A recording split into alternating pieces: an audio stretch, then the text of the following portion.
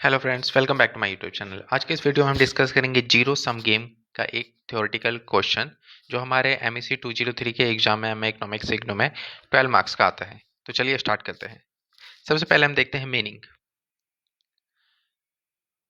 A zero sum game is the game in which the total gain of one player is exactly equal to the total loss of other player।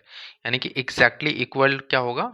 Loss of, अगर एक खिलाड़ी का winning chances जितना आएगा, दूसरे खिलाड़ी का loss का चांसेस भी उतना ही आएगा।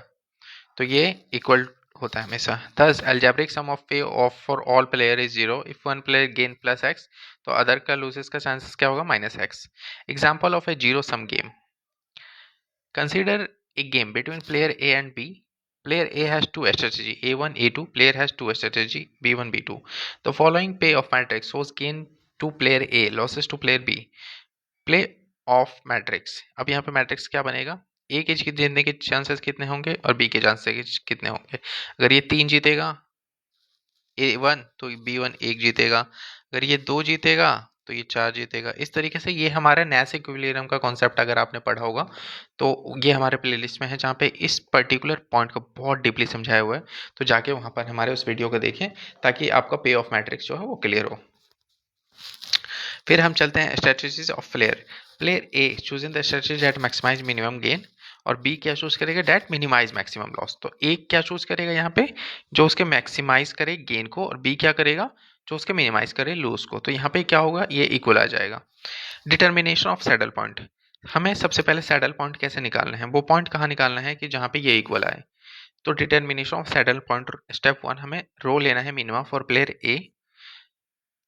मिनिमम 3 और 1 के लेंगे हम, तो हमारा 1 आ जाएगा, क्योंकि 3 और 1 में ए कम होगा, जहाँ पे उसके हारने के चांसेस कम होंगे। फिर इस तरीके से हमें मिनिमम लेना होगा A2 का 2 और 4, मिनिमम वैल्यू A1। स्टेप 2 में हमें कॉलम मैट्रिमा लेने होंगे प्लेयर बी के लिए। फिर हमें इस तरीके से इस पॉइंट को बढ़ते जाना है, और ये हमारे कैलकुलेशन में पूरा हम समझाएंगे, हमारे प्लेलिस्ट में आपको ये मिल जाएगा।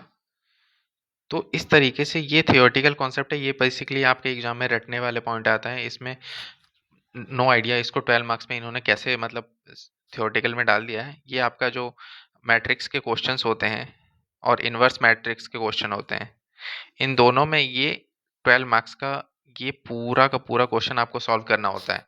तो हमारे प्लेलिस्ट में जाए मैट्रिक्स और इन्वर्स मैट्रिक्स, वहाँ पे वीडियो देखें, आपको ये चीज़ें अच्छे से समझ में आएगी।